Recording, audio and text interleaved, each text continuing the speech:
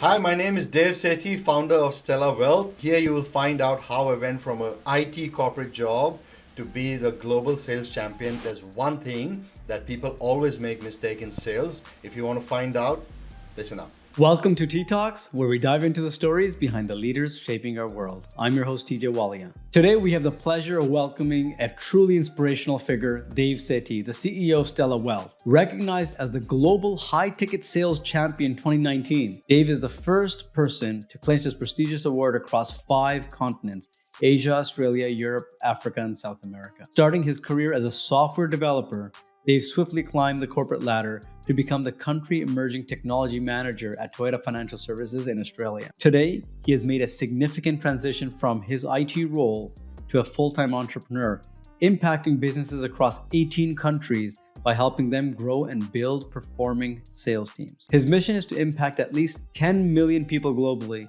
helping them achieve financial success to provide for their loved ones and give back to their communities. His favorite quote: "If something scares you and excites you at the same time, just do it," perfectly encapsulates his approach to life and business. Dave, welcome to TTalks. Thank you very much, TJ. Glad to be here. Absolutely. It's been a long time coming. I know we've been planning this out for some time now, so I'm super thrilled to have you join. Dave, I just talked about your intro and the things you've accomplished, going from IT over to entrepreneur. You want to impact 10 million people. Like, there's so much I want to get into, but share with us and the audience that pivotal point in your life that just said, "Hey, you know what? I'm done with what I'm doing right now, and I'm going to go change." Or if there was anything before that, even. So I'd love to know all those aspects. So please, over to you, my friend.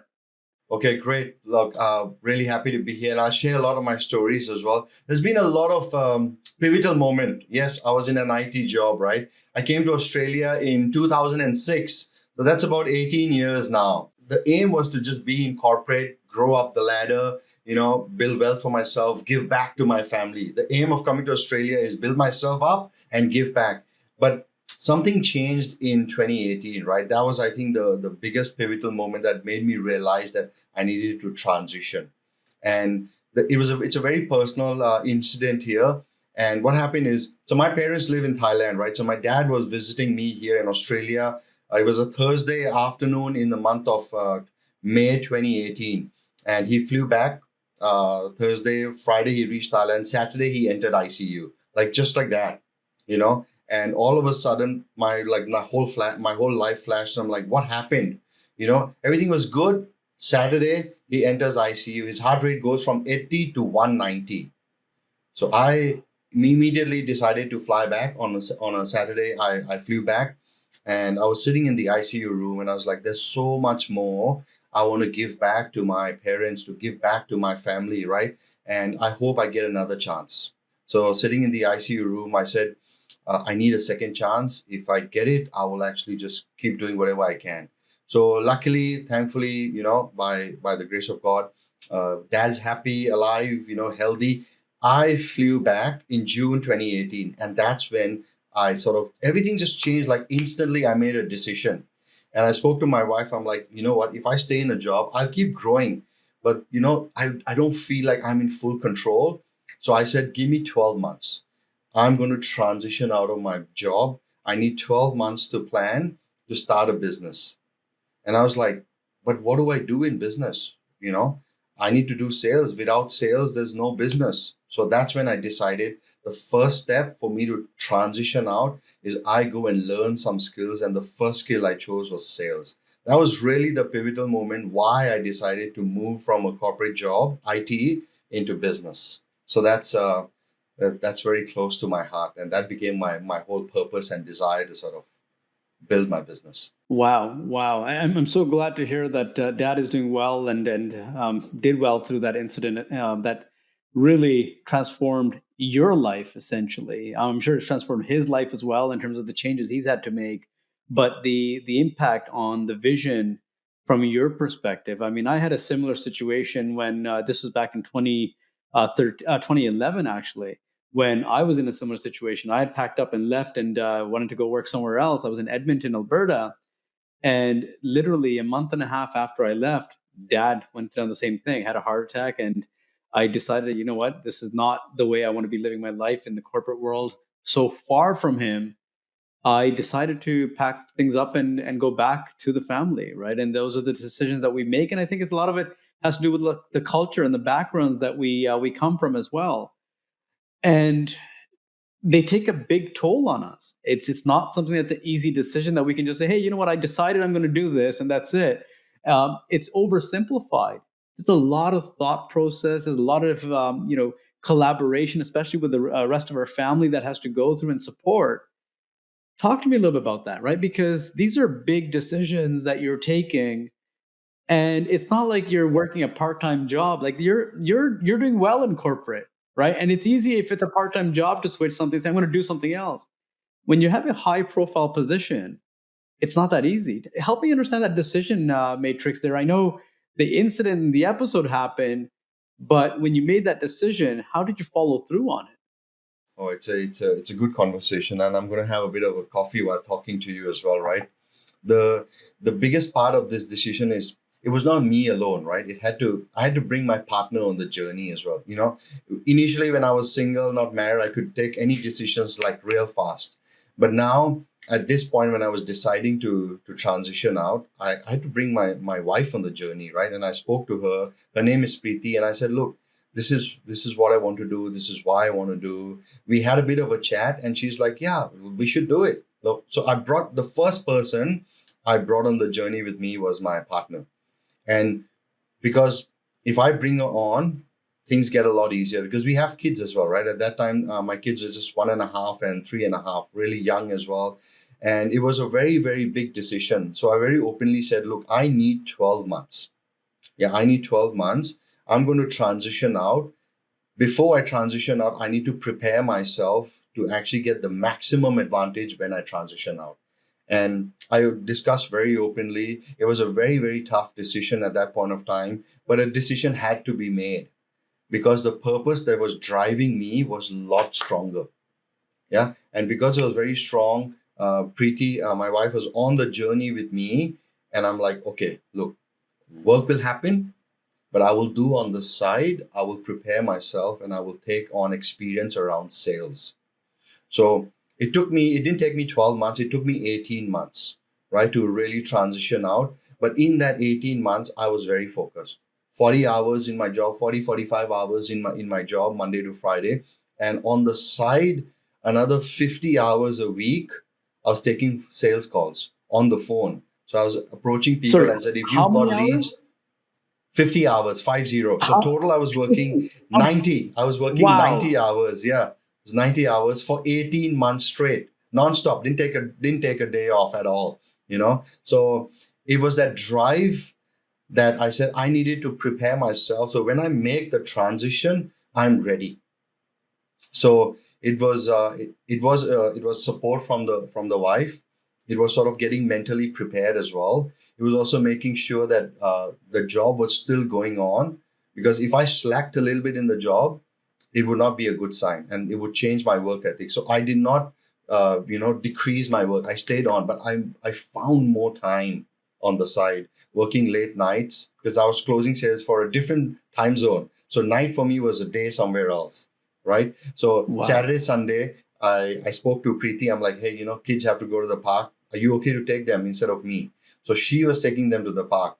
There were certain birthday parties we had to attend on the weekend. She was taking them, right? So all those little sacrifices, compromises, the help, the collaboration between us was a massive, massive help, And of course, the putting in the work as well, like another 50 hours extra a week, which is more than my full time. So it went on for 18 months, and 18 months I totally transitioned out. So that's really how I prepared the mind and got the help. Well, and it's not just the mind. There's the mind, the body, the soul, your partner. Like there's a lot of preparation that's taking place there. And to your point, without having that support, you can't do it. You can't do it without the other partner, lifting up that segment of that weight to kind of go on and go on. So it's not just you who's working that hard. She's also going through all those motions where she's doing her thing as well as taking care of the kids and everything else at home, because between those hours that you have, there's very little hours of sleep that you're getting in there, right? So Oh yeah. it's, I learned this concept of power nap, so which I used to always do a lot. You familiar with the okay. concept of the power nap? Yeah. Yeah, I So am. I so am. that's what I started doing. It was working really late at night. So the timing of the call used to be I should come home by 6:30, right? So 2 hours with the kids, feed them dinner, have a bit of time. From 8:30 at night till midnight, or sometimes almost 1 o'clock. That's the time I used to do sales. So I used to wake up around 6:37 for work. Sometimes you feel a bit tired. So there's a train journey to work, like 20 minutes. So I used to take a bit of a nap, 10, 15 minutes nap, get up. Like that used to be my power nap on the way to work and on the way back, power nap in the train. So that's how I used to regain my energy back. That is so inspirational, Dave. That is so inspirational. And I mean, a lot of people talk about working hard and, and putting all that effort in. I mean, I don't know how many people, I can probably count on one hand, that have worked that many hours the way you're describing it to go after and pursue that goal, that objective. Let me understand now, why sales? Entrepreneurship, you can open a franchise, you can have other businesses. There's so many things that are out there. What drove you towards sales? Where was that coming from? Because you're coming from an IT background. And in IT, we're not really doing sales all the time. Now with digital sales, things have changed, but back then it was just, hey, you're either doing programming or you're doing something, but it's not really sales driven. Tech people, they usually don't want talking to customers anyways, right? So Yeah, no, good question. See, before I transition out, like sometimes you're working in a job, you're like, hey, let me try something on the side, this and that. I tried little things like in the past, it didn't work. And I was like, I got my full-time role, I got to do something else as well. So the easiest thing that I found is if I transition and have my own business, whatever business it is, you got to sign up clients. Yeah. And nothing happens in business until a sale is made. So I was like, that's just a no-brainer. So I forced myself out of my comfort zone. And my parents come from a business background, right? So Preeti was telling me, why are you going to learn sales? Like your parents have come from business and sales and that. I'm like, no, I've been in a corporate world for about 15, 16, 17, 18 years now. The mindset changes, it shifts. I need to learn again. So I had to unlearn, relearn, become a student again. So I literally from scratch learn sales.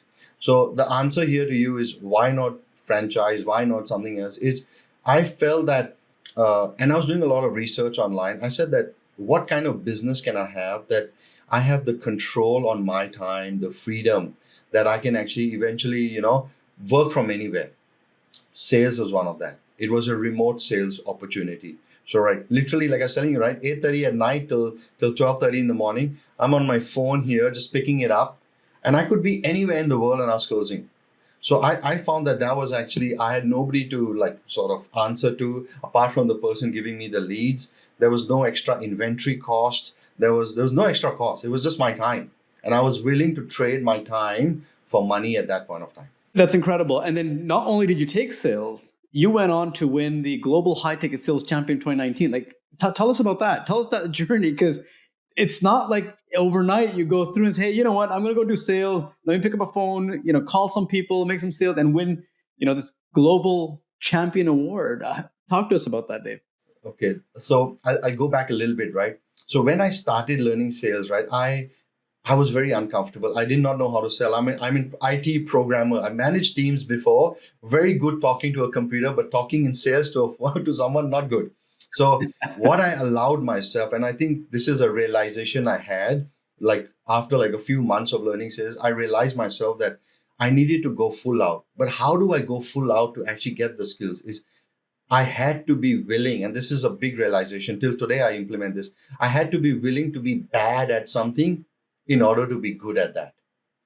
So I was willing to just give it a go. Like if I was not closing sales, I didn't care. I was like, just let me take as many sales calls as I could. And I was going at the rate of 50 sales calls per week. Each of them was about an hour to an hour and a half. So I did that for 18 months. So that's about 4,000 phone calls approximately, right? And you do the math, like over 6,000 hours worth of phone calls. I wasn't good at first, but I was willing to be bad. I'm like, hey, this call is bad. but I was learning from why I was being bad. I was like, hey, this is bad. Let me fix this. Let me fix that. Right. And as I grew, I then realized something in sales, that sales is about people relationship. It's about connection. It's about dealing with people. When I understood that, I took the learning of sales, I took it back to my corporate job. I had a team and I applied that while I was working with my team. So when I was delegating work, when they were talking to me, when I was managing up, so all of that, I was like, hey, this is sales. If I can get my point across and someone agrees to it, hey, that is sales. If I can get my point across and someone's influenced with it by it, hey, that is sales. When I understood that, I approached every sales call by just having a conversation that built relationship, a conversation that built trust, and a conversation that allowed the prospect or the lead to move forward to make a decision.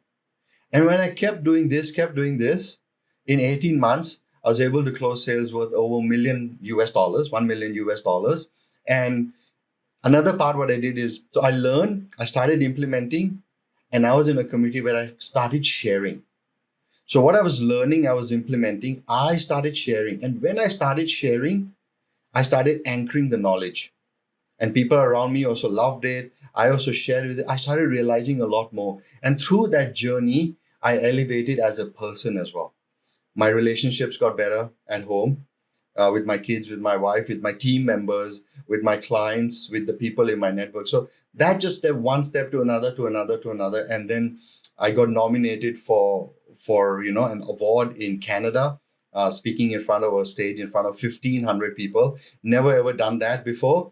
And then out of 1,500 people in the room, 46% of them voted for me and says, hey man, you're the best. And that's how I got the award. That's incredible. I mean, there's so much you just talked about there, Dave. I mean, first, congratulations again on that. I mean, that's not something easy to accomplish.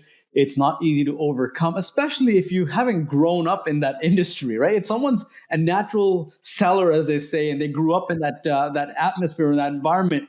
Fine, they'll win it, they'll get it, and that's what happens with professional athletes. They start at the age of 2 or 3, and then they end up, doing something really well, and the world goes crazy. But to start this from a blank slate in 2018, not have anyone show you any direction or narrative, and just say, hey, listen, I'm going to go do this. And then you go do it.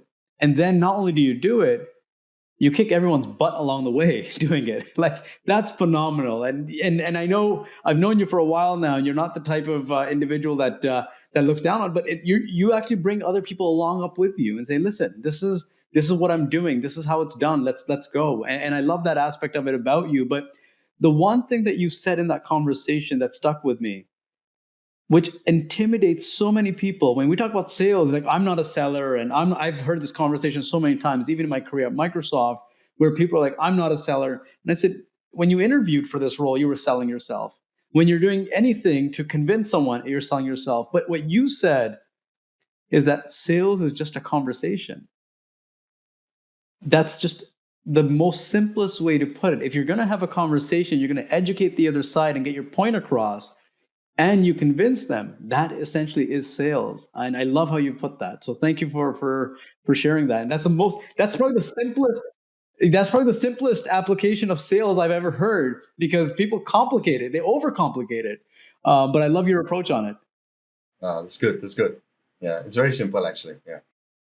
Yeah. And so now, Dave, through that journey, help me understand, and whether it's with your career, what role mentorship has played in your life, because I know that's something you do as well. You also mentor individuals and people, and that's part of your business. I'd love to hear more about that. But what role did it play in your domain, and then how are you now helping others? Oh, mentorship has been like pivotal, like right from day one. I go back. Okay, when I came to Australia in 2006 June, I got a job within like 2 weeks, SI working, right? As soon as I found myself a job, I looked in the organization and I'm like, who is that someone who's like 3-4 levels above me? Within a month and a half of getting the job, I found a mentor within my corporate job, right? So in the company, I'm like, hey, I really want to grow and I want to succeed. I want to learn. So I've always had this, and I think the value that I got from my parents as well is, hey, just got to first learn the skill. So when I entered the corporate job, I was working in an IT still in a wealth management company. A senior manager, like 3-4 levels above me, I said, be my mentor for the next 7 months, 7 years. So I was in that corporate for 7 years. And here's the interesting part: for the next 7 years, every single month, I caught up with him once, face to face. I said, teach me. How do I go? So from the first day I started in that role, in 7 years, I got promoted like 3 times in the company. Why? It's because I was learning skills which was like, level above me. So I started understanding, how do I deal with people? How do I work with people? How do I actually build a team? How do I improve myself? So that was the first role. I transitioned into another job. I did the same thing. I found another mentor above me. This time was more in the finance space. So I was in IT, but I was like, hey, man, I don't really understand finance as much. And so I got a CFO in the company. I was like, hey, can you be my mentor? So again, same, once a month, I caught up with him for about 3-4 years, because he was there for about 3-4 years. Right? I caught up with him. And then after he left, I'm like, hey, I'm growing in my role. I need to work with people. I got myself a leadership coach. So I started learning leadership skills. I started applying that. When I was transitioning out, planning to transition out in 2018, when I decided I'm going to learn sales, I found myself a sales mentor. I'm like, hey, this is going to be something brand new. So I got it. And since then, I have never stopped having a mentor. I still have a mentor till today, even though I'm growing. So for me, mentorship, it is speed. What I buy speed. I'm a person who will never say, I already know that. I'll try. I know. I will say, like, if you are better than me, means I don't know something you know. Teach me. Hey, teach me. Teach me. Because if I go and try myself, I'll get there, but it'll take me like 2, 3, 4 years. I don't know how long. But if you're there and you say, hey man, 6 months, 3 weeks, 12 weeks, whatever, boom. That's the mentorship. So when I transitioned out of my job, I had that, mindset. I was like, let me learn sales. When I transition out, I'm like, hey, now what do I do? Because my role was only to transition out. I didn't think too far ahead, right? I'm like, I'm going to transition out. What do I do? Hey, you know what? What I did, let me just share with people what I did in terms of learning sales. So people started coming to me to learn sales. Salespeople were learning, but I wanted to teach business people. So as I grew, I now mentor coaches in terms of sales and how to get clients. So really, that's the journey. But mentorship is a big part in my life. Very cool, Dave. And I think, having been in corporate, and you've been there as well, the number of people that don't have mentors, the number of people that don't reach out because they either feel hesitant, shy, but they're doing themselves a disservice. And what you've just talked about, and I love that analogy you gave, is you'll eventually figure it out, but it might take you 2 to 3, 4 years, right? And one of the examples I share with a lot of the people I talk to is, it's almost like I give you an address and I said, you can't use a GPS, but you got to just drive around for a little while and figure it out where the street is. You might find it or you might not find it, but it might take you a couple of years. Or you put the coordinates right into a GPS, and that GPS becomes that mentor of yours and says, hey, this is how you're going to get there. And this is the fastest way to get there. So I love what you shared there, is get that coach or get that GPS, as I would say, and get to your destination as quickly as possible. Because time is the one thing that we don't have ample of, right? It's limited. It's that resource that we never get back. So why waste it? Why not invest in it and get that relationship that you can grow and accelerate yourself? Yes. Very cool. One of the things you shared there is it's once a month that you talk to. You had this meeting with this individual when you were in corporate. That's not a huge commitment, and I'm assuming it's about half an hour to an hour, maybe 90 minutes on certain days.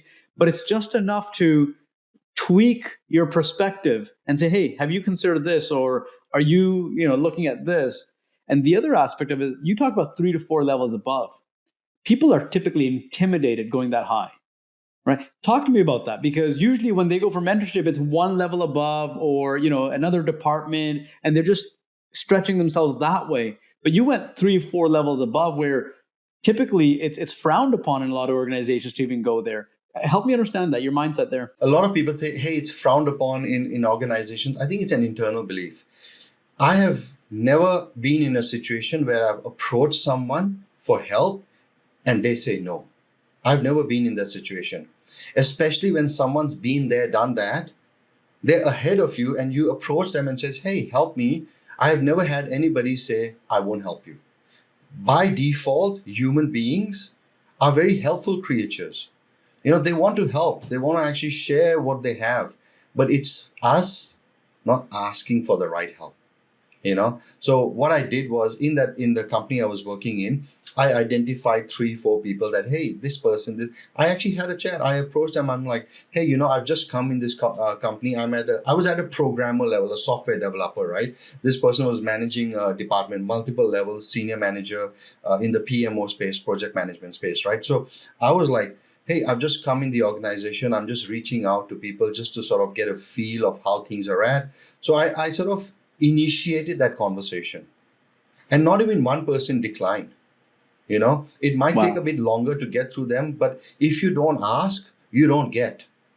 And if you care enough for your own success, hey, do it for yourself. And the thing that I've found, and this is, I'm sharing like very transparently, is when you show the person above that you really care to grow, it's a respect for them as well. Because then when they say that, if I'm helping you and they see your success, they feel proud, they also grow, you also grow. Because everybody who's at the next level is always looking for someone at the other level to say, hey, let me lift you up. And all leaders are like that. Leaders will want to build leaders, but they want to focus their energy on the right person that really wants to grow. So maybe there's someone there outside there looking for, hey, someone to come and ask. So if you're not asking, you may be missing out. So that's what I did. I kept asking. And I had a few people that, look, this is great, but it doesn't resonate with where I want to be. The style is not the same. No problem. I move on. That's really what I did. Just ask, and people will help. Love that. And I think there's a couple of things there as well. You're talking about just asking, you're talking about reaching out, making that connection, but it's also important for you as an individual to know where you want to go so you can connect with the right leaders. So you talk about identifying. So it's not like go to any random leader and say, hey, coach me. They can't coach you because they don't understand what you're trying to get to, what your goals are, what your vision is. Once you have a clear understanding of what that is, that leader can probably come back and say, you know what, I'm probably not the right person for you. You probably need to go talk to such and such person. That's where that clarity is going to help as well, and your own self-understanding of where you want to go. So no, I love that advice. I love that feedback that you're providing there.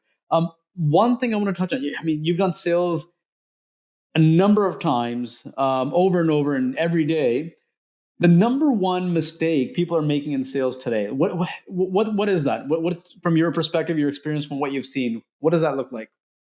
Oh, that's a great question. There's a lot of mistakes, but if I was to choose one, right, it would be more like just going in. Suppose if I need to sell you this phone, they'll be like, hey man, I'm going in this call to sell this phone. I think the biggest mistake people are going in is, I want to go in to sell something. I think if you flip that around, is I want to go in to listen and understand. If you've got a problem, I can solve. People, a lot of, even I used to be like this when I didn't know sales. I'd be like, hey man, do this. But what I found out eventually is, it's not what you sell. If you can help someone with their problem, hey, you've made the sale. So the biggest mistake that I would encourage people to to avoid is, don't go into the conversation saying that today I'm going to sell you something. Go into the conversation saying, I'm going to learn about your problems. I'm going to understand what your problem is.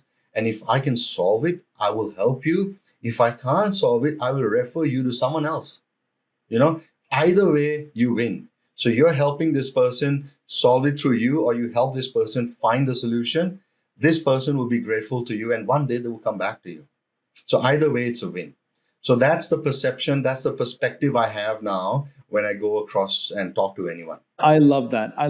So let's dig a little deeper on that, because now if we look at, that's our approach of being curious, being empathetic, and understanding what the problems the other individual is facing.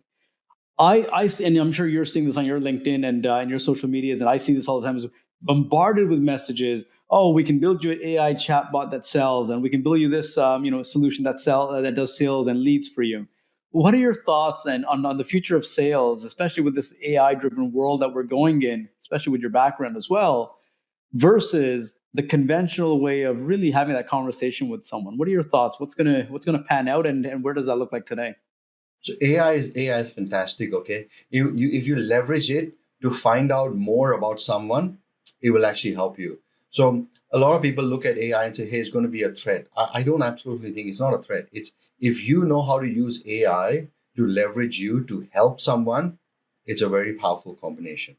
So the easiest way is literally the concepts never change, right? The principles are the same. AI is just another thing on top on how to deliver that principle. The principle says is I go in and I listen to your problem before I sort of give you my solution. What people are doing out there is I got the solution, take it. The solution may not be right. So the principle says, hey, just sort of ask what the problem is.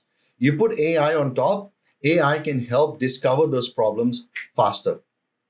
If you leverage AI to go out there to sort of find out what people are, what problems they are having or what kind of results they want, you come back and says, hey, you know what? I got the solution.